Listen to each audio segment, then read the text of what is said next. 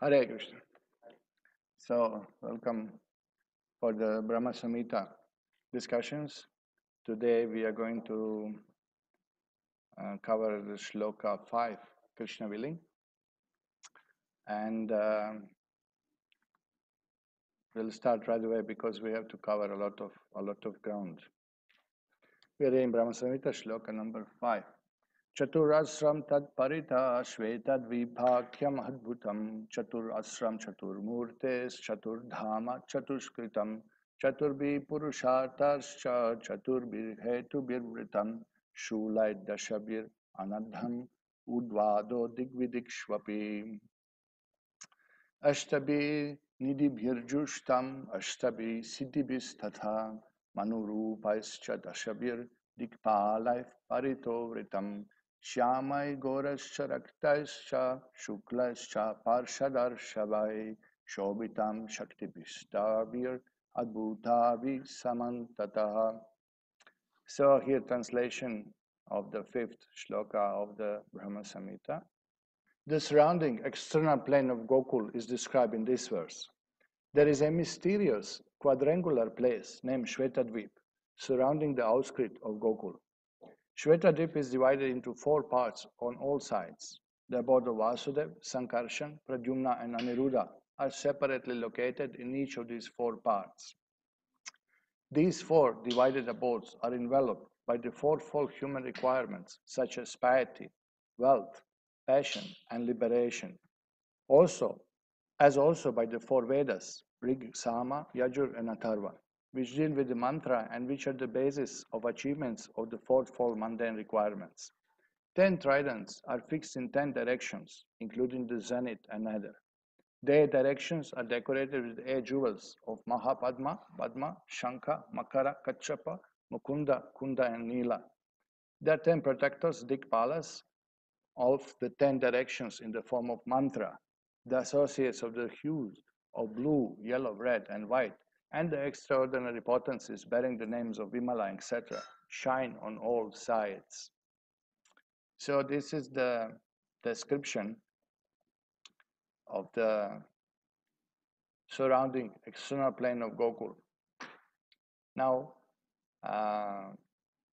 if you remember, we were okay. Okay. So do you remember we were discussing that Goloka is described in Chaitanya Charitamrita, and there it is said, in the highest region of the spiritual sky is the spiritual planet called Krishna Loka. It has 3 divisions, Dwaraka, Mathura and Gokul. So here we have the description in Chaitanya Charitamrita. In the highest region of spiritual sky is the spiritual planet called Krishna Loka. It has 3 divisions, Dwaraka, Mathura and Gokul. So now the whole planet is called Goloka. Okay? The whole planet is called Goloka. But there are 3 divisions there. Here, these are described as Dwaraka, Mathura and Gokul. Gokul is inside. That lotus pink color is called Gokul, Vrindavan. And outside of Vrindavan, Mathura and then Dwaraka. These are the 3 basic divisions. So here you can see in this big chart also, all the Vrindavan Leela are happening in Gokul. Okay, all Krishna pastimes. And then the further pastimes are extended to Mathura and Dwaraka. So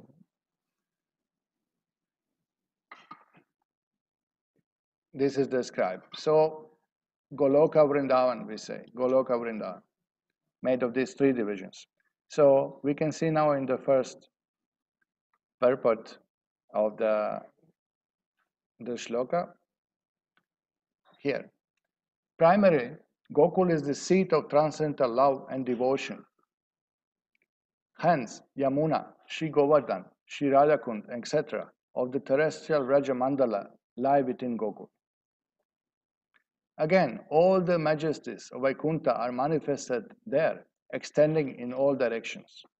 So here, the first portion of the purport, you are again not seeing, is it? Oh, how is that? All right. Okay, can you see now? Yes. Okay, so this is the first sentence of the purport. Primarily, Gokula is the seat of transcendental love and devotion, hence Yamuna, Govardhan, Radhakund, all the terrestrial Rajamandal lie within Gokula. Okay, so now this is showing the transcendental pastimes of Krishna are there in the Gokul, seat of transcendental love and devotion. This is the essence. This is the heart of spiritual world.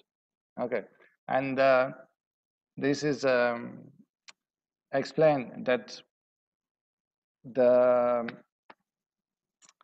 in Gokul, that middle portion of Goloka is only Madhurya aspect, okay, sweetness. And Aishwarya aspect of the Lord is somewhat manifested in Mathura and Dwaraka, okay. But in Vrindavan, there is only the essence of the sweetness. This is the described there. This is the difference between Mathura and Dwaraka. For example, if you remember, in Dwaraka, sometimes Lord will show the four-handed form. No? If you remember from Krishna book, Krishna will come out from his house, from his 16,108 palaces. First he shows his Aishwaras, his opulence in that way, that he has so many wives and queens, and then he has so many palaces. And then 16,108 form will come on the street, merge into one form. In one form, Lord, we go to the assembly house of King Ugrasen, meet of Yadavas, Vrishnis, like that. Sometimes he will show four-hand form in Dwaraka. Sometimes he will show two-hand form. So by showing four-hand form, what do you actually show? You show, I'm supreme. I'm not ordinary person. I'm supreme personality of Godhead. That may not be displayed in Vrindavan. Or even if it is displayed in Vrindavan, is displayed as a lila, as a pastimes of the Lord. Sometimes it is described in Shastra that Gopas and Gopis ask Krishna, can you show us Narayana form? So to please them, he shows that form. But there he is not showing the four-hand form to show his majesty, opulence. Even Mathura, same thing happens, that Aishwarya aspect is there. So we know also from the Leela of punishing Ashwatthama, correct? That Arjun and Bhima, they caught Ashwatthama at the end of the Mahabharata. He killed the children of Pandavas, and they wanted to punish him. But Yudhishthir and Draupadi were protecting that, please don't punish. No? And Krishna was there between. So the debate became a little bit heated. And in Arjun and Bhima were pushing, no, you have to kill him. And Draupadi and Yudhishthir, all merciful Yudhishthir, said, no, you please forgive. So in one moment, Bhima wanted to pull up his sword. There was a little tension there. And Lord suddenly came between them and showed four-hand form. So everybody immediately, from two-hand form, they see four-hand was, oh, Vasudeva, Pranam, Supreme Lord. Okay, whatever you say, it will be done. So Krishna does this, not in Vrindavan. So there is a difference in Goloka, Dwaraka, Mathura, and Gokul. This is called Goloka, full abode. But there are these three divisions. And then, if you remember in Upadeshamrita, we were also reading that there are divisions within Vrindavan also, within that inner portion. So I'll just again share the screen with the notes. And here we are reading from the Upadeshamrita. This is Shloka 9. The holy place, known as Mathura, is spiritually superior to Vaikuntha, the transcendental world, because the Lord appeared there. Superior to Mathura, Puri, is the transcendental forest of Vrindavan, because of Krishna Ras Leela pastimes. And superior to forest of Vrindavan is Govardhan Hill, for it was raised by the divine hand of Sri Krishna and was the site of his various loving pastimes. And above all, the super excellent Śrī Radhakund stands supreme, for it is overflooded with the ambrosial nectarian prema of the Lord of Gokul, Sri Krishna. Where then is that intelligent person who is unwilling to serve this divine Radhakund which is situated at the foot of Govardhan Hill. So here we see that even within the spiritual abode, there are divisions of the why divisions are according to rasa. Divisions are according to the sweetness of the pastimes. So we understand in the area of Radhakunda, Madhurya rasa is very prominent. In Govardhan, you have Sakya and Madhurya. Then you have different places where Lord displays different pastimes. But Aishwara aspect, that is manifested only in Mathura and Dwaraka. So this is described. So now Srila Jiva Goswami quotes immediately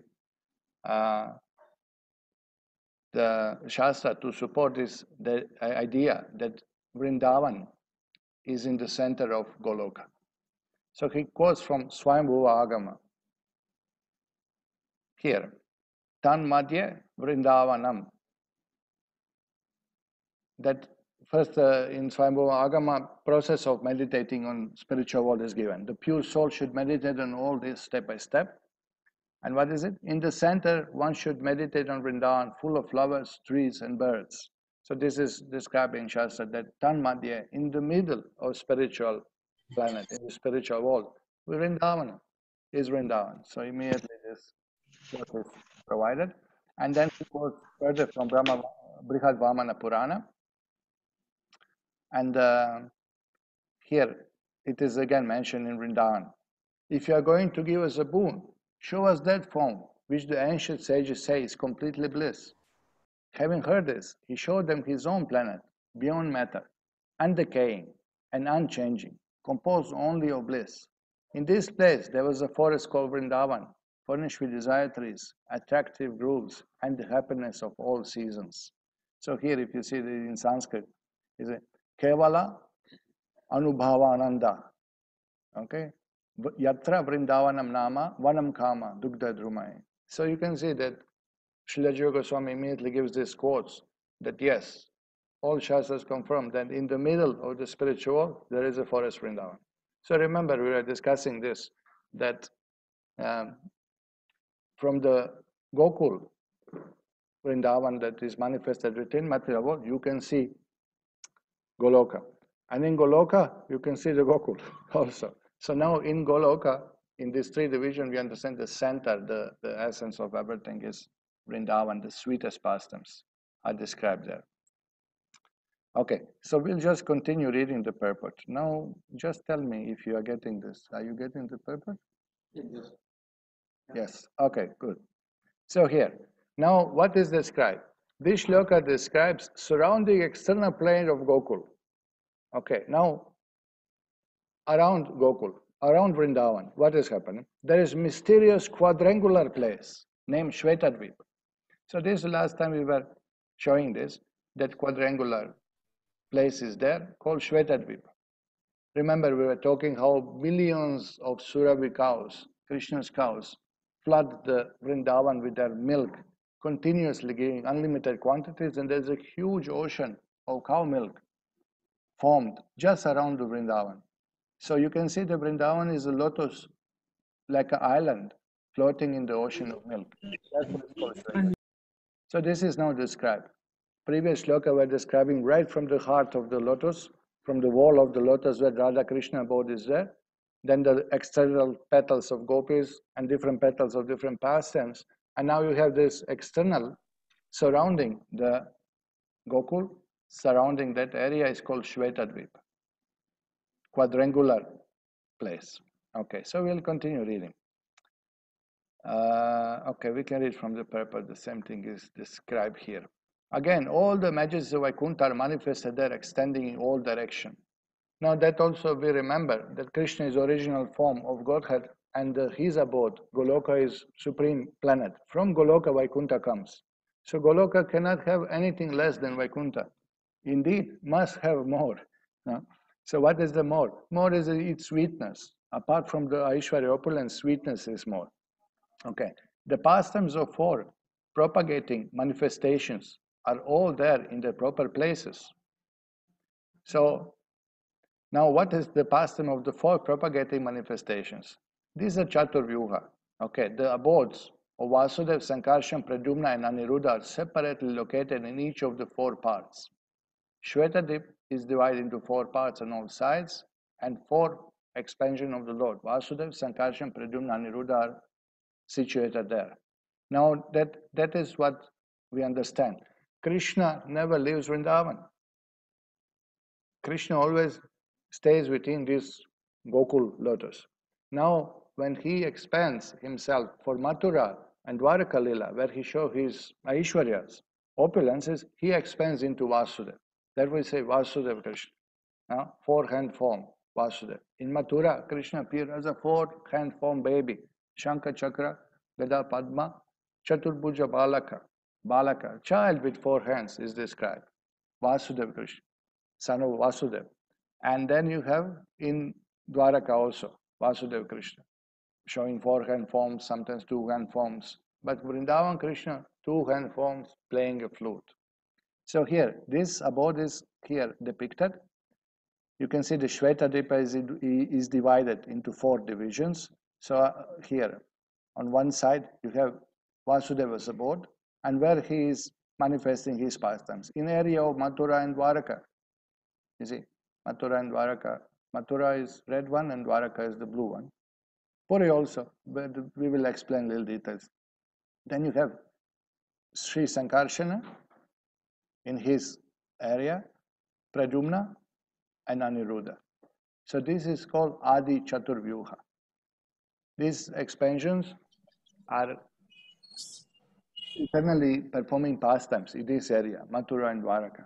And Krishna himself expands as Vasudeva, and Balaramji as Sankarshan, and Pradyumna and Aniruddha expands from them. So that we say that first expansion from Krishna is Balaram, and Balaram expands into Chaturvyuha. Yes, that is also the fact. But this is how it's manifested, that Krishna himself comes again as a Vasudeva, and Sankarshan is Balaramji. So they are here surrounding the Goloka, Gokul, that lotus Vrindavan in the middle. Vasudeva, Sankarshana, Aniruddha, Pradyumna. Army. So Charutha. To protect the. So here we have this four expansion of the Lord, and he's situated in these four dharmas, four abodes of theirs. And Srila Jiva Goswami explained that these forms are situated in celestial chariots for performance of eternal pastimes. So this is how it is described in the Shastras, that they are on all sides surrounding the Gokula. Then you have in the purport further, these four divided abodes are enveloped by the fourfold human requirements such as piety, wealth, passion, and liberation. Artha, Dharma, Kama, and Moksha surround that area. So that also we can see here. Dharma on the chart, Artha, Kama, and Moksha. What is Dharma, Artha, Kama, Moksha doing in spiritual world? There's a question. What is the point of Artha there or Kama there? Now you see what we understand from the Shastra, that the spiritual world is real place, is reality, is the origin of everything. Urdhva Moolam Ada Shakam. That material world is perverted reflection of the spiritual world. So whatever you have in material world must exist in the spiritual world, but in the proper vision, in the perfection, in its full splendor, in full meaning. In material world, whatever we have, it's perverted reflection. So in the spiritual world, we have pure love of God, prema. Here we have kama. So that kama, perfection of kama, desire, attraction, is in Krishna, to have attachment to Krishna. Perfection of dharma, savai pumsam pharo dharma yatho bhakti radokshaja. That they are the pure devotees living there, and that's perfection of dharma, to serve eternally Krishna. So dharma is manifest in its perfection there. There's nothing higher than that. Savai pumsam pharo dharma yatho bhakti radokshaja. Ahaitu ki apratighata ya atma suprasidati. So there, Dharma is already achieved because everybody is devotee of Krishna. Everybody serves Krishna there. So Dharma is imperfect. Dharma, Artha? Artha. Artha, all the opulences. Goloka is source of all the opulences. And the Acharyas explained, the Artha is manifesting Goloka in the form of wealth of Nanda Maharaj, who is father of Krishna, opulence of his grain stock, opulence of his cows, of ghee, milk, yogurt. This is how the Artha is manifested in the spiritual world. From Krishna's opulence, all of us share something. People think I'm a very rich man, and I'm very successful. I have so much property, I have so much money, I have so many possession and big bank balance. But Krishna, even material opulences, he has more. Sarva Loka Maheshwaram, no? He possesses everything, and his own place, his own abode, his own house, it's fully full of opulences, full of what we call here desirable things of material world. Dharma, Artha, Kama and Moksha.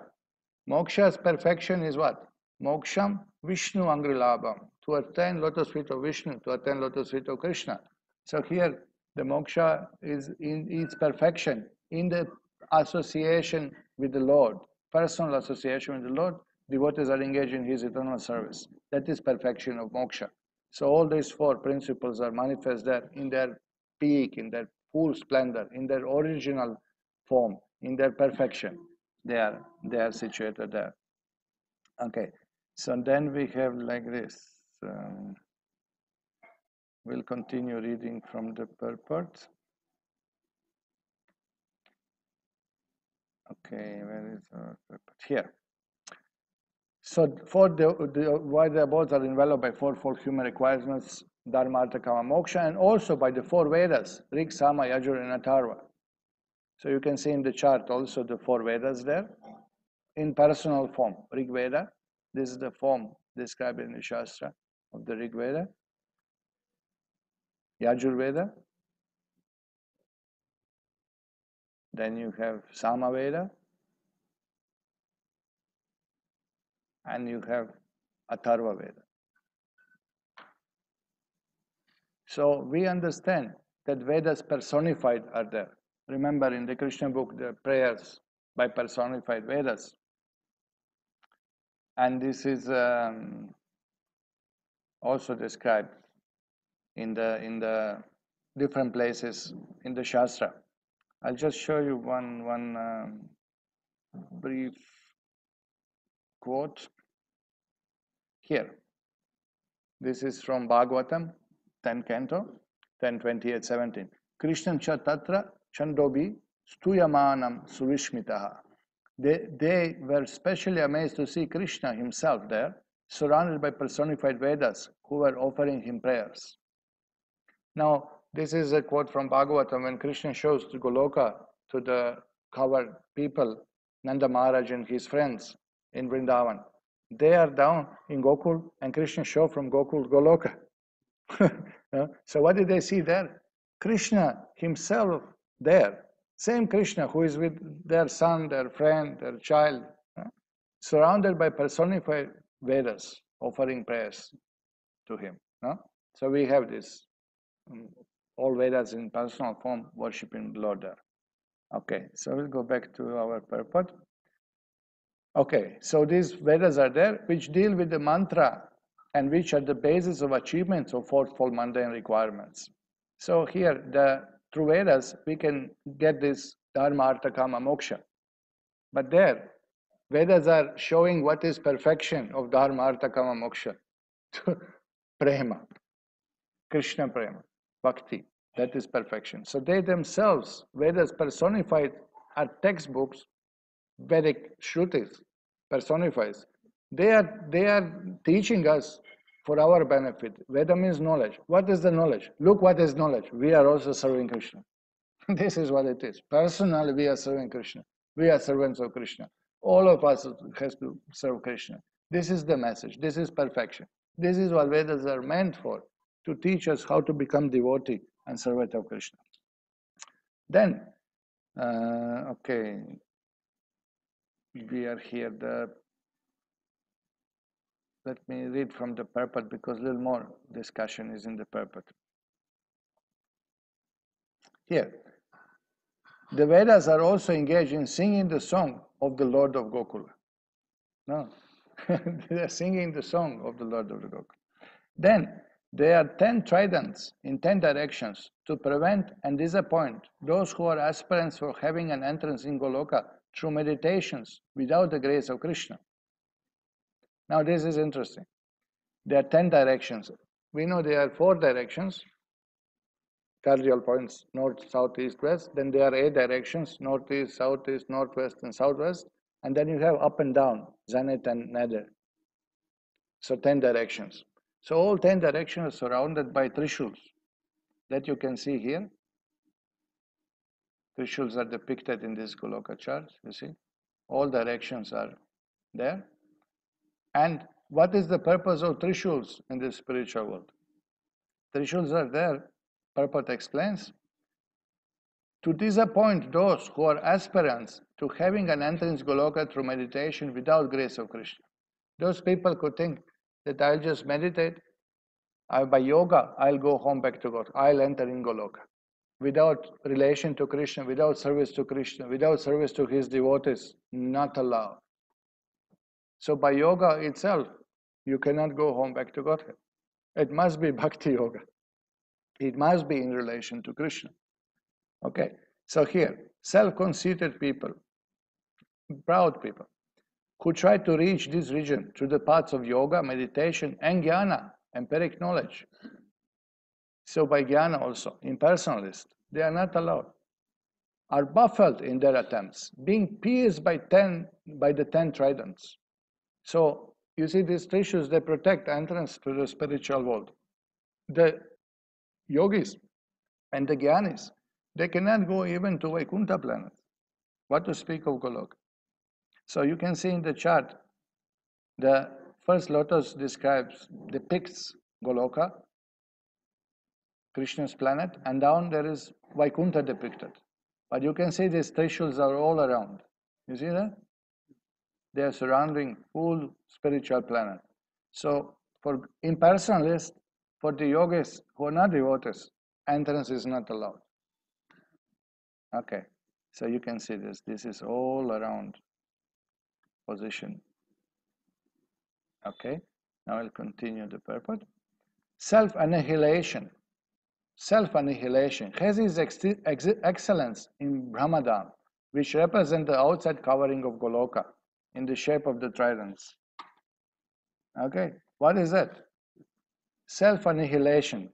Merging into Brahman. This is how Bhaktisiddhanta Saraswati Thakur calls it. No? Self-annihilation means the suicide. It's a suicide. No? Why? Because in Brahman, spiritual form is not manifested. The soul remains without spiritual body, in the bija form, unmanifested spiritual body. So there is no service to the Lord. There's no spiritual senses manifested. There is just idea of sat, realization of sat aspect of the absolute truth. I'm eternal. They are above material world. They are not sense gratifiers. They are not on bodily platform. But they are not devotees. Realizing I'm not just body, I'm spirit soul is not good enough. It's good enough to take you out of material world, but it's not good enough to take you to any Goloka, Vaikuntha planet. Because I'm spirit soul. But what is the duty of spirit soul? I'm eternal servant of Krishna. Krishna Nitya Dāsa. So this is not. So these tridents, they don't allow the entrance. So we know that from Brahmadam, from Brahmajyoti, we know that those impersonalists, they come down, Avishuddha Buddha, because of their impure intelligence, not knowing that we are eternal servant of God. The sole eternal constitutional position is to be servant of God and to serve God. Because of that, they come down back to material world. So look, what is said here? The Shula means trident, the mundane threefold attributes, and the threefold division of time represents the trident. What is mundane threefold attributes? Rajagun, Sattvagun, Tamagun, and the divisions of time, past, present, and future. They're pushed back into the modes. They're pushed back into the time. You see, they're not allowed. Ashtanga yogis, ascetics, who practice the Eightfold Yoga are the non-differentiative liberationists who, trying to approach in the direction of Goloka, fall headlong into the pits of disappointment by being pierced and cut asunder by this trident placed in 10 directions. Those who proceed towards the direction of Gokula through the channel of devotion, alloyed with majestic ideas. Okay, now he is speaking. Those who are devoting through the channel of devotions approaching Goloka, but their devotion is alloyed. Alloyed means mixed. Unalloyed, Prabhupada use. Usually we use in metal industry alloys, but Bhaktisiddhanta use and Prabhupada use. No. So through the channel of devotion alloyed with majestic ideas, are fascinated with charms of Vaikuntha, which is the outer covering plane of Goloka. At the sight of 8 perfections, they are fascinated with 8 perfections, anima and majesties like Mahapadma, etc. Okay, what is this all about? Now, this is described in the shloka here, that after the tridents, the 8 directions are decorated with 8 jewels of Mahapadma, Padma, Shankha, Makara, Kachapa, Mukunda, Kunda and Nila. So these 8 jewels are surrounding only Gokula. They are not around Vaikuntha. Devotees who are worshipping Lord with idea that Lord should be worshipped in opulence, He is Supreme Lord, He has His powers, His potencies, His majesty, He is Vaikuntha Nath, He is Vaikuntha Pati, He is the Ishvara, He is Parameshvara, He is the Supreme Controller. They go to Vaikuntha, those who worship Lord in Dasaras. So they are allowed by tridents, no problem, to go to Vaikuntha. But if they want to approach Goloka from the spiritual plane, they will first see before entrance all these different jewels here. Padma, Mahapadma,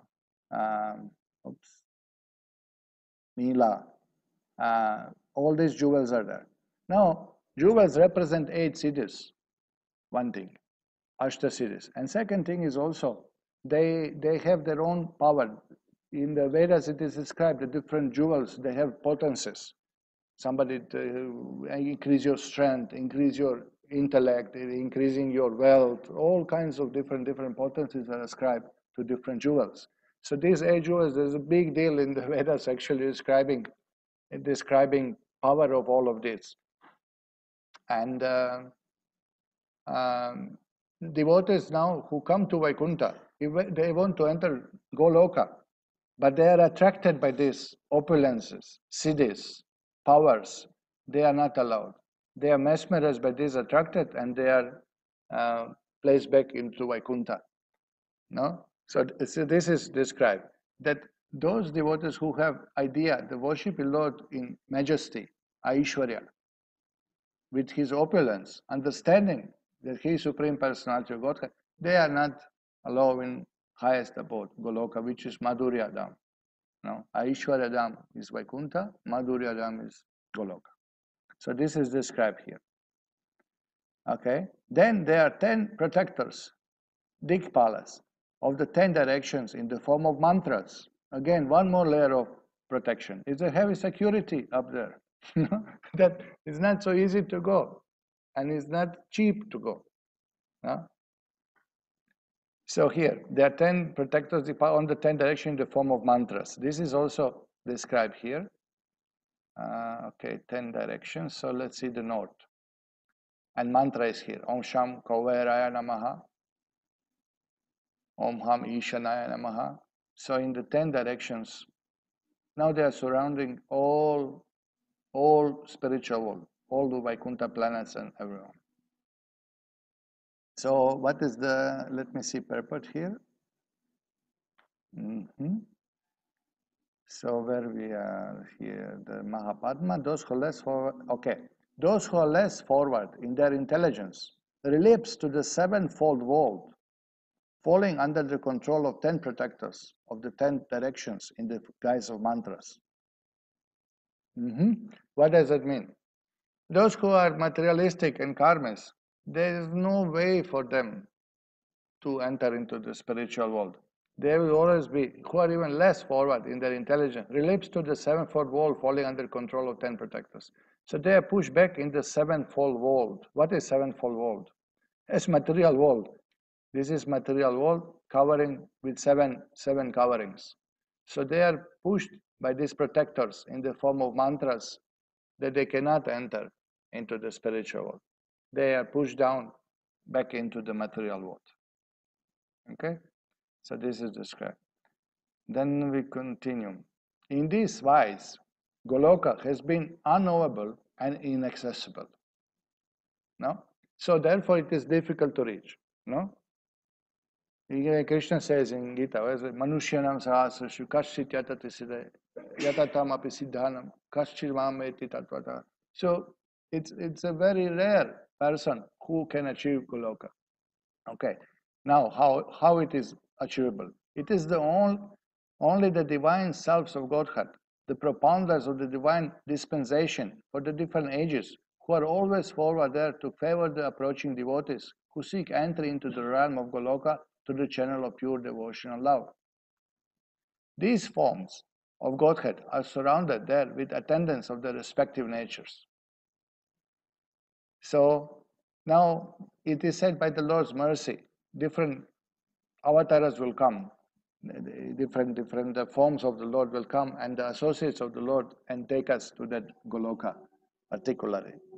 Now here, particular avatar is described who can take us to Goloka.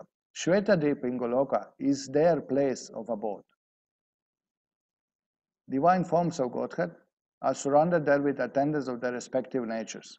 So who is delivering us? Who is bringing us to Goloka Vrindavan? Lord Chaitanya and his associates. This is what is written here. By Lord Chaitanya's mercy, we know about Goloka, we know about Madhurya Rasa, we know about Madhurya Dham, we know about Vrindavan by mercy of Chaitanya Mahaprabhu. And his devotees, his associates, they come to the material world to preach and to rescue fallen conditioned souls. This is what is described here. Okay. Shvetadvipa in Goloka is their place of abode. So this is their place of abode. Hence, Srila Thakur Vrindavan, the manifest Vyasa of Chaitanya Lila, has described the village of Navadvip as bearing the name Shvetadvip. So this Shvetadvip that we see here in the spiritual world is not different from Navadvip, that area. So here you can see here all Chaitanya Lilas. You see that in the chart? Eternal pastimes of Chaitanya Mahaprabhu are performed there. And from there, when Chaitanya Mahaprabhu comes and preach, and his associates preach, then only the glories of Goloka are revealed, and the path how to enter to Goloka is revealed. And that will be in the moment described in the purport. So in this Shvetadvipa, the concluding portion of the pastimes of Gokula exists eternally as pastimes of Navadvip. The concluding portion of pastimes of Gokula exists eternally at pastimes of Navadvip. Okay, let's read more. Hence, the region of Navadvip, Vraja, and the realm of Goloka are one and the same indivisible entity. The difference only lies in the manifestation of the infinite varieties of sentiments corresponding to diverse nature of their devotional love. So what is the difference between the Navadvip and Vrindavan? The difference is only in sentiment, that in Vrindavan, Krishna is Rasika Raj. And Chaitanya Mahaprabhu is Krishna, who is tasting what is the bhakti to Krishna, what is that love of devotees for Krishna. Krishna is supreme enjoyer. He enjoys both sides. As a supreme Lord and as a devotee also he tastes that side of that aspect. He relishes, he is understanding in Navadvip, he is understanding what is love of Krishna. So Bhagavan is supreme enjoyer. Just like we have a husband and wife. Husband enjoys position as a husband and wife is relishing position as a wife. But they cannot, kind of swipe, okay, tomorrow you become husband, I'll be wife. They cannot relish it, It's not possible. You have to change life, you have to change the body. But Bhagavan can test everything. He can test what is the position, enjoyment of Supreme Lord, and he can test what is the pleasure of a devotee. So here, this is all explained here. No? There is in this a most hidden principle, which only the greatest souls who are possessed of the highest transcendental love are enabled to realize by the direct grace of Krishna. The truth is as follows. In this mundane world, there are 14 spheres disposed in the graded order of high and low. Okay. Person living with wives and children, hankering for the pleasure-giving effect of the fruitive action, move up and down within limits of the three walls, Bhur-Bhuva Swa.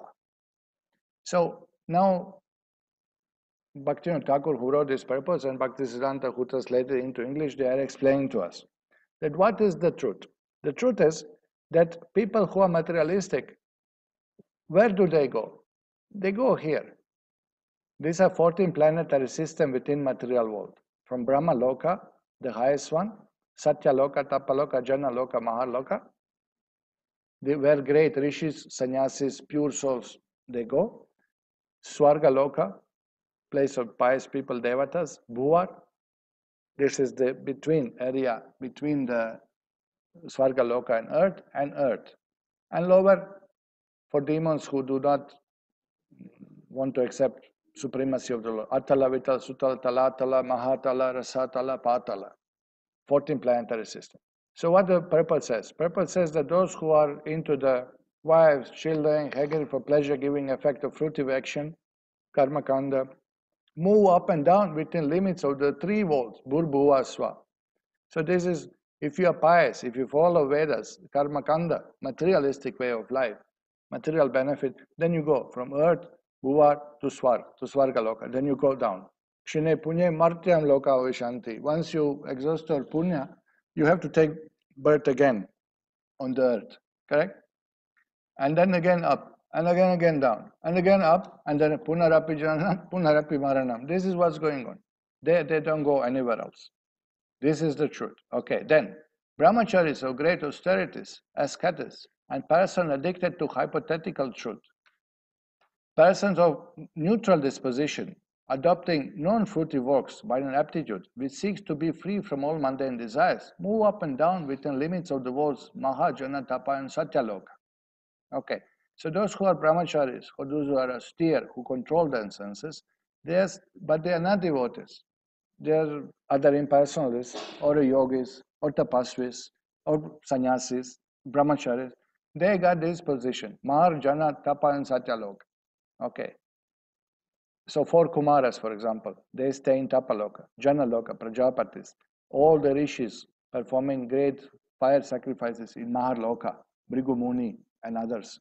So they also go up and down, Maharloka, Janaloka, Tapaloka, Satyaloka, going up and down, up and down, up and down. Unless you become devotee of the Lord, you are not coming out of material world.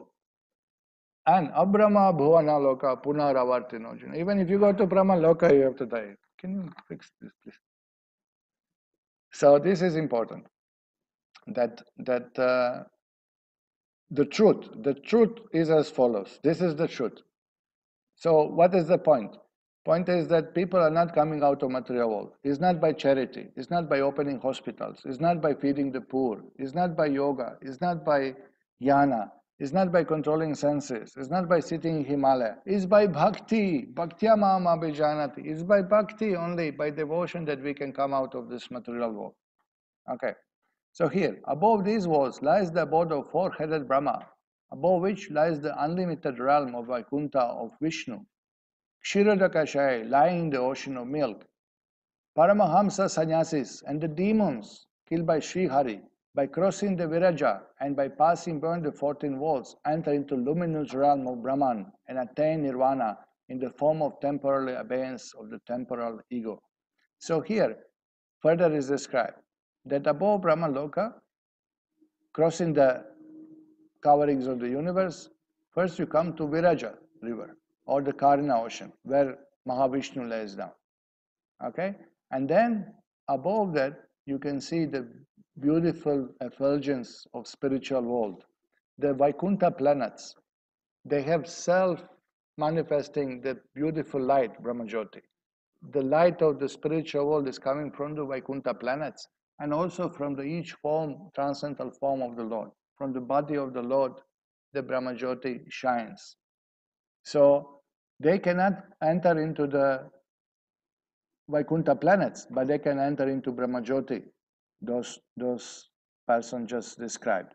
Who is that? Paramahamsa sannyasis, who really fully give up all material desires, so they don't have any more karma. They don't have to take birth again in material world, but they are not devotees of the Lord. So they merge into Brahman. And demons killed by Sri Hari, all demons killed by Krishna, they achieve position, they merge into the Brahman. Okay, they got moksha because they are touched by the Lord, they are free from all sin, but they are not devotees yet. No, if they show a little bit of devotion, or Lord may take it as that, then He may grant them spiritual world. Like Putana, for example, she shows some affection that I want to feed Krishna with breast milk. And Krishna immediately accepts, oh, devotee, please come to spiritual world. But all others are demons, merge into Brahmajyoti. They merge into Krishna's body when he kills them. Any example you remember? So many demons Krishna killed when he appeared. No? Correct? So like that, in Krishna book is mentioned.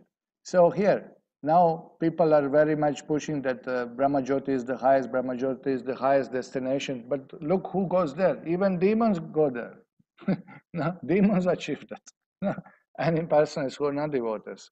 So this is not the highest. So this is by crossing, okay. But the devotees, acquitted by knowledge, jnana bhaktas, okay. The devotees acquitted by the pure devotional aptitude, Shuddha bhaktas, pure devotees. The devotees imbued with the loving devotion, prema bhaktas. The devotee acquitted by pure love, prema para bhaktas. And devotee impelled by overwhelming love, prema tura bhakta, who serve the majesty of Godhead, have their location in Vaikuntha, in the transcendental level of Sri Narayana. So those who are pure devotees, and they know Lord is supreme, Krishna is supreme, Narayana is supreme, or they know the any form of the Lord which is described, Ananta, Nrsimha, Vishnu, Sankarshan, Madhusudan, Achyuta, Matsya, Varaha, whatever form of the Lord they worship, they'll go to that particular planet.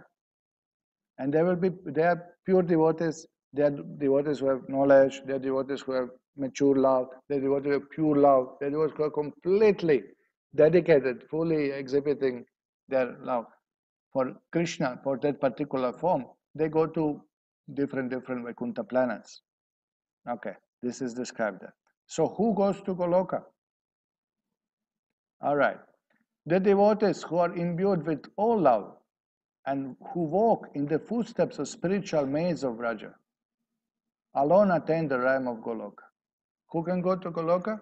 Devotees who are actually following in the footsteps of the gopis, or the best of devotees, Brajavasis of Vrindavan. They only can go to Goloka. This is described here. You see, this shloka is very amazing. Purport is also very amazing. The different locations of devotees in Goloka, according to respective differences in the nature of rasa, male or quality, are settled by the inconceivable power of Krishna. So even within Gokul, we have different rasas. What are the rasas within Gokul? Madhurya, Vatsalya, Sakya, Dāsa also there, Shanta also there. But they have different flavor, different qualities. Even Dāsa of Vaikuntha is different from Dāsa of Vrindavan. Even Dāsa in material world practiced by devatas like Shiva or Brahma is different from Dāsa of Vaikuntha devotees. And this Dāsa of Vaikuntha is different from Dāsa of servants of Ram. And then this Dāsa is again different from the servants of Krishna in Goloka. So there are even fine tuning of all different rasas. So the pure devotees following the devotees of Raja and those following the pure devotees of Navadvip are located in the realm of Krishna and Gaur respectively.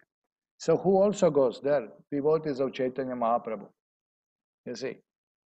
Now, following footsteps of pure devotees of Navadvip and following the footsteps of pure devotees of Vrindavan. So these are Raga Atmika Bhaktas, pure devotees of Vrindavan. Raga Nuga means following the Raga Atmika Bhakta. Follow the Bhakta who has already Raga, who has already fully manifested attachment to Krishna. So this is who can go to Goloka, only by following footsteps of the pure devotees of those realms. So both Chaitanya Mahaprabhu's followers and Krishna's associates, following Krishna's associates in the Vrindavan. The identical devotees of Raja and Navadvip simultaneously attain to the pleasure of service in the realm of Krishna and Gaur. Okay? So what is explained here? If somebody worships Gaur, Chaitanya Mahaprabhu and Krishna simultaneously, he can attain both abodes. He can actually expand. His spiritual form will be manifested in two places. You can have spiritual form in Chaitanya Lila eternally and in Krishna Lila eternally. So this is also explained here. Okay?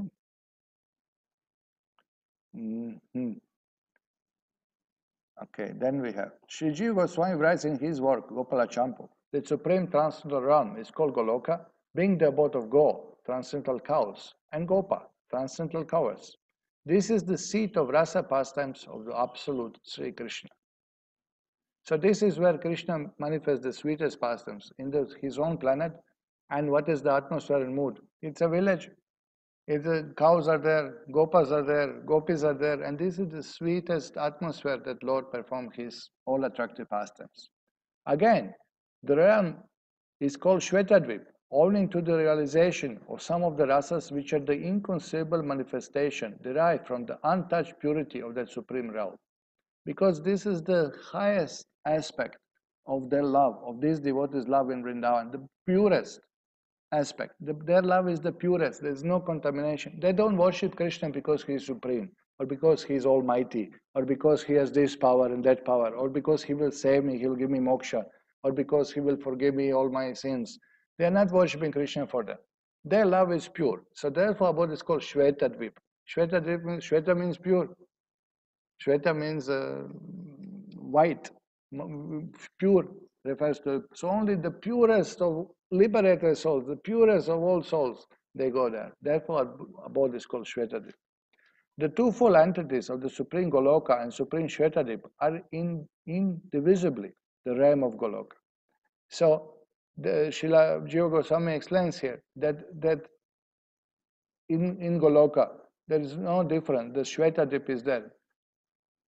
That particular mood of devotees there and Vrindavan both exist simultaneously. There is no difference. There is no difference between Navadip and Vrindavan. That's what it means. There is no difference worshipping Lord Chaitanya and Krishna. But again, is described. The gist of the whole matter is this. Goloka's Shvetadvip is eternally manifest because the pleasures of enjoyment of rasa could not be had in its entirety in the pastimes of Krishna and Raja. So why Chaitanya Mahaprabhu is there? Why Navadvip is manifested in Goloka? Why Shvetadvip is there? Not different from Navadvip. Why? Look at this. Because the pleasures of enjoyment of rasa could not be had in its entirely in the pastimes of Krishna and Raja. Krishna wanted to experience that other levels. So therefore, the Navadvip is manifested. Facilities provided to Krishna by his spiritual potencies to test this. And now this is explained. He accepts the emotion and effulgence of his predominated moiety, Śrī Radhika, and makes an eternal pastance for the enjoyment of Krishna rasa there. Sri Krishna Chandra, coveting to taste the following pleasures. To realize the nature of greatness of love of Radha, the nature of wonderful sweetness of his love, of which Śrī Radhika has got the taste, and the nature of the exquisite joy that occurs to Śrī Radha by her realization of sweetness of his love, took his birth like the moon in the ocean womb of Sachi Devi. So this is explained. Why Navadvip is right there in Goloka Vrindavan? Because Krishna wants to taste love of his most pure devotees in Madhurya Rasa. So this no other avatar of Krishna will taste this. Only Krishna himself has to come and accepting emotions of Radharani. So Chaitanya Mahaprabhu's planet is right there inside of Goloka, spiritual world, and exist simultaneously. These two moods, these two bhavs, and Audarya and Madhurya. We were discussing already that. So that his Audarya aspect, magnanimity, he also knows that devotees give pleasure so much to Krishna. So he wants to convert everyone into devotee. That is his desire. Because that gives pleasure to Krishna. He is acting now as a devotee. He wants to give pleasure to Krishna. So this is, and these are the three reasons why Lord Chaitanya appeared. Who is Krishna? No? The esoteric desire of Srila Jiva Goswami Prabhu is herein made manifest. In the Vedas, it is also said, let me tell you the mystery. In Navadvip, the identical realm of Goloka, on the bank of Ganga, Chandra, who is Govinda, the entity of pure cognition, who has two hands, who is the soul of all souls, who has the supreme great personality, as the great meditative sannyasi, and who is beyond the threefold mundane attributes, makes the process of pure unalloyed devotion manifest in this mundane world.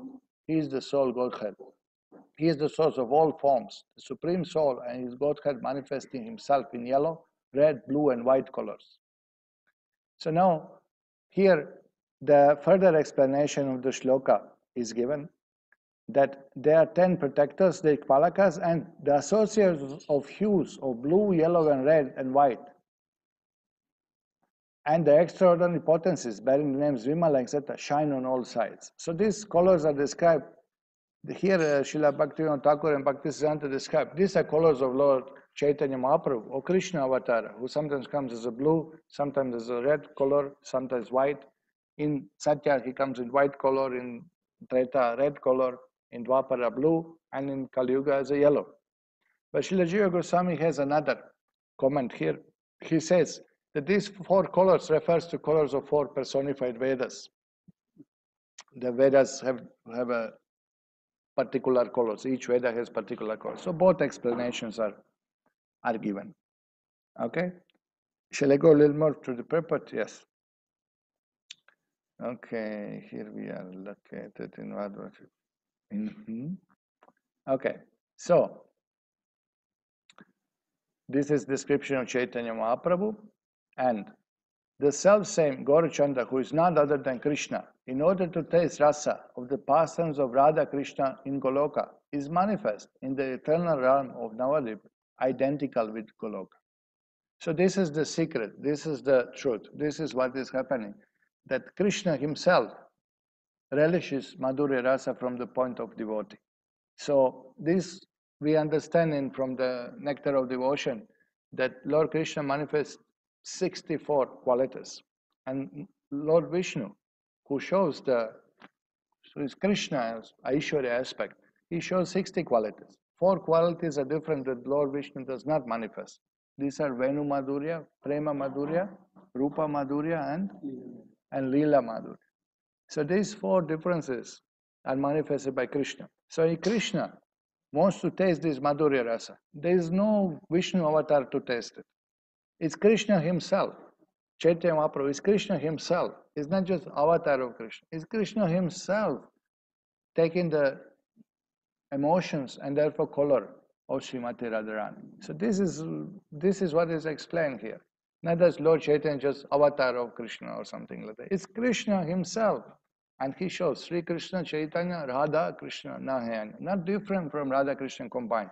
So who resides in Goloka, in the most intimate dham, who relishes the Madhurya Rasa? Who gives Madhurya Rasa? Krishna. Krishna Chaitanya gives it to everyone, relishes and gives to everyone, and Krishna as a Rasaraj enjoys it eternally in Madhurya Dham. So this is our philosophy. This is what Gaudiya Vaishnava accept. This is what we believe. This is what our Shastra, our Acharyas explain. This is also clear from the Vedic declarations. Now a few shlokas are given to show that Chaitanya Mahaprabhu is not different from Krishna. Asan varna straya, Krishna varnam tusha Krishna, yata pasya pasyati rukma varnam, maham prabhurvai. And various other statements of the theistic scriptures. So just few shlokas are given that it's not different from Krishna, it's Krishna. Just as Sri Krishna had his birth in mundane Gokul through the agency of Yoga Maya, who is the primal energy of Supreme Lord, so with the help, he manifests the lila of his birth in the womb of Shachi Devi in Navadvip on this mundane plane. So just like Krishna appeared, performed his lila in Gokula by the potency of spiritual potency, Yoga Maya, so Lord Chaitanya also appeared in the womb of Shachi Devi in Navadvip. These are the absolute truths of spiritual science and not the outcome of imaginary speculation under the thraldom of the deluding energy of Godhead. Thraldom means control or submission under the Maya. So what is the conclusion? How Bhaktisiddhanta Saraswati concludes? These are absolute truth of spiritual science. This is not imaginary concoction. Because we are Gaudiya Vaishnava, we push Chaitanya Mahaprabhu is so important, avatar, but actually Krishna is important, Rama is important, Narayana is important. But here the truth is, Lord Sri Krishna Chaitanya is not different from Krishna. It's Krishna himself, relishing Madhurya Rasa, with no other avatar of Vishnu enters into those pastimes, unless with his own consort that is described. Okay, so I will stop here. Now we just went through the purport, and now we have beautiful commentaries of Srila Jiva Goswami, so that we can continue tomorrow, I guess, because there are so many things spoken here. Okay, so now you get a little more picture of the spiritual world, no? Why these Trishuls are there, why the jewels are there, what is Chaturvyuha, what is, who goes to Brahman, who goes to Mathura, what a purport. Have you seen this? What a purport, what an amazing purport explained here. Okay, so now I would like to see that if there are any questions, regarding this, then we can discuss a little bit. We have a little bit of time. Thank you very much for coming and hearing. And please, yes, if there are any questions. Yes. So there is a discussion about this Jnana, Dāsa, Siddha Dāsa, Yeah. Prema. Yeah. Some discussion is given about this in Brihad Bhagavad. That relation, are we going to discuss about it tomorrow? Yeah. They're in different places, acharyas explain different divisions of devotees. They're different heights, different levels.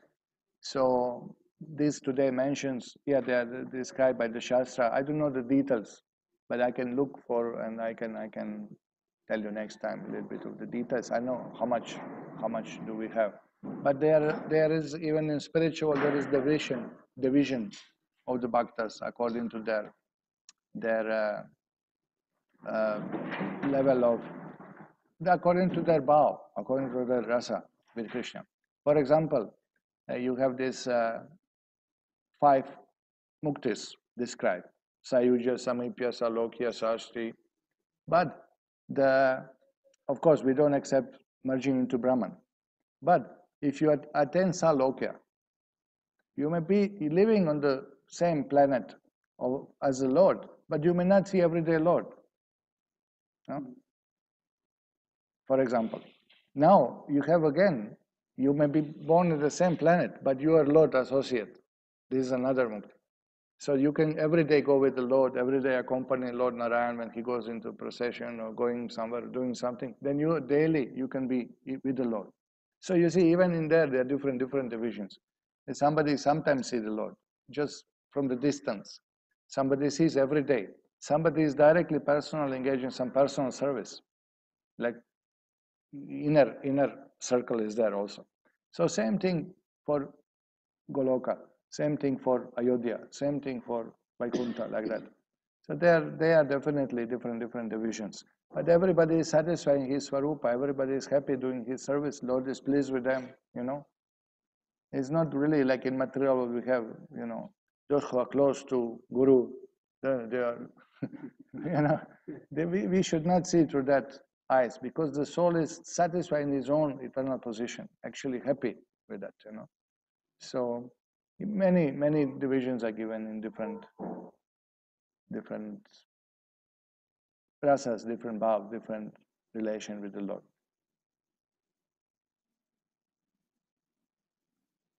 Okay, so here we have some questions. Okay, let me see. Aren't the demons who come to fight with Krishna, Jai Vijay, the doorkeepers of abode of the Lord, do they attain impersonal liberation? Not every time the demons which come as Ravana and Hiranyakashipu and Hiranyaksha, not every time those demons are Jaya and Vijay. That is also explained by our acharyas. Sometimes they're real demons. So they merge into the Brahmajyoti. And many other demons are there apart from Jaya Vijay. So many demons Krishna killed. And not every demon is a devotee from previous situation, And yes, Jai Vijay, when they were killed, they didn't go to Brahmajyoti. They went back to Vaikuntha, back to their original place. That was promised by the Lord, and that was done. But other demons are not Jai Vijay necessary, even in the form of Hiranyakashipu and Ravana and Shishupal and like that. So not every demon is devotee. Okay. Second question. If Krishna and Chaitanya are non-different, worshipping Chaitanya, one will go to Audharya Dham or Gokul and whose pastimes? So this was just explained by Srila Bhaktivinoda Saraswati Thakur in this purport. If you worship Krishna, you go to Gokul, Vrindavan. And if you worship Chaitanya, you go to Shvetadvip, Navadvip, which is within Goloka. And if you worship both, you can have two forms and be in both pastimes. So this is brief answer. Okay. And then again question. We mentioned the word alloyed. Those who are alloyed with fascination or opulence of Lord enter Vaikuntha. But isn't it that bhakti in spiritual world is unalloyed? Yes. We are not, when alloyed is mentioned in the relation to the devotee, there are devotees who want to worship Lord with the opulence. They have this concept that Lord is supreme, which is true. And everything is meant for His pleasure. Everything best should be offered to Him. He is Supreme Lord. He is Vaikuntapati. He is the Lord of everything. He should have golden paraphernalia. He should have the diamonds and jewelry. He should be shining effulgently. All the opulences, all the best things should be offered to Him. So they have this concept that this is how to worship Lord. If you come to Sri Vaishnava temples, you will see that they are amazing in displaying this mood of worshiping Lord as opulence. How they decorate the deities, how they put the jewelry, the flowers, the majesty of their deities when they go processions is so attractive, it's so beautiful. It's full display of worshiping Lord with idea, Aishwarya Bhava, worshiping Lord in opulence. So when you say alloyed, what is that alloyed? What is that mixture there? The mixture is the devotees of Vrindavan. They worship Lord without concept that He should be worshipped opulent. He will be worshipped with our pure love. So Shastra says that Krishna preferred that type of love, unconditioned by idea that why should be worshipped in opulence because of supremacy. Krishna prefers in Vrindavan flower earrings, flower garlands, flower ornaments instead of gold and jewelry and all these things. So this is one of the reasons why Lakshmi Devi was not allowed to enter into Goloka Vrindavan, because she holded that concept that all Lord should be worshipped in opulence. So this is not material contamination that they are attached to material opulence. We are not speaking about that. The concept is that they are attached to idea that Lord should be worshipped in opulence. This is described in Brihad Bhagavatamrita when Gop Kumar, who is in the Sakya Rasa, pure, unalloyed devotee in Vrindavan, he comes to Vaikuntha on the way to Goloka, and he sees the Vaikuntapati, he sees Lord Narayan there. So he calls, Gopal! And the attendants, they didn't like this. Shouting like this. How you are dressed like this? Stop here. You should approach from proper side. You should offer pranam. You should offer proper prayers. You see the Lord feet first. Why you are looking, staring at the face and shouting also, calling loudly His name? This is not the etiquette. Behave yourself. You understand the mood is different. It's pure devotion, but it's Dāsa rasa. It is Aishwarya Bhava. The Lord is worshipped like that, supremacy is there, But in Vrindavan, they play with Krishna, they dance with Krishna, they defeat Krishna in the game. Yeah? So this is the difference. So this when we speak alloyed, in that sense, not in the sense that they are attached to anything material. These are pure devotees. These are pure devotees of the Lord, but they would like to worship Him in that majestic way as a supreme person. Okay, we have another question. Was it? Oh, somebody is attending class on Zoom and somebody is zooming in. Okay, Hare Krishna. Thank you. Insect is on your shirt, Prabhu. All right, done. Insect is gone. Next question.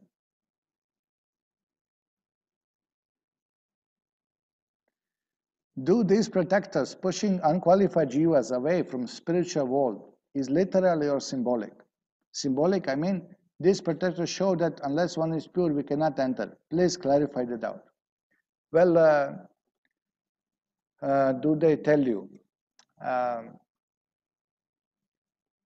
One description is given that they are in the form of mantras. Okay. So it's not described that they are in the form of persons. Definitely personality. We know that mantra and person are not different. That's what Shastra said. So it is described that Trishul standing there and pushing you there. So I don't know how much explanation is given. That really I do not know. We know only from this incident when 4 Kumaras wanted to enter in Vaikuntha, they were stopped by Jai Vijay. They were not allowed. Even the Lord met them and they became devotees. But Madhvacharyas and his parampara, they're very clear. They were impersonalists. They were not allowed in Vaikuntha. Lord came out of Vaikuntha. They never entered before becoming devotees. So their explanation was given by Javijay. They wanted to explain, but the rishis get very quickly angry and curse them. They say, you're not allowed, because they were impersonalists. But there was no time for explanation. The rishis cursed immediately, and Lord Narayan came, settled the matter. So I do not know. I do not know these details, This is, I couldn't find these details. But you know what? Prabhupada is telling us, acharyas are telling us that if you're not pure, you cannot enter. So we are getting warning right here, before going there. You may try, like we are trying now in Corona, some people are trying to travel without pass, You may try, but you may be sent back also. So better qualify oneself, that's better. Okay, here the question is, being inspired by that bee crawling on my kurta, do bees in spirituals sting or bite?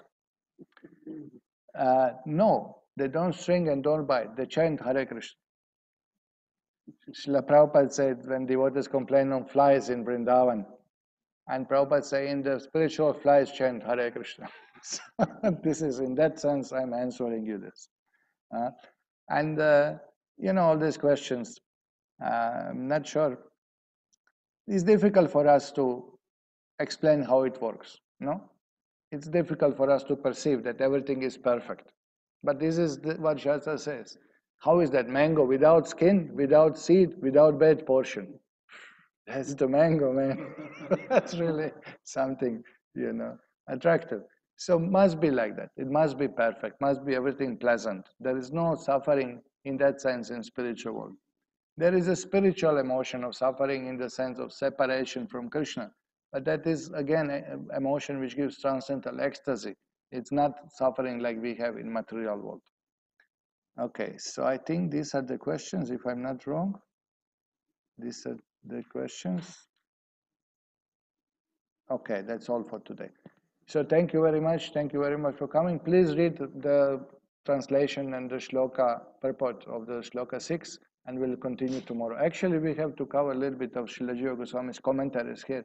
Gives more depth and more clarification. Hope we will do that and then go to shloka 6. Thank you very much. Srila Prabhupada ki jai, Śrī Brahma-saṁhitā ki jai, Gaur Premanande.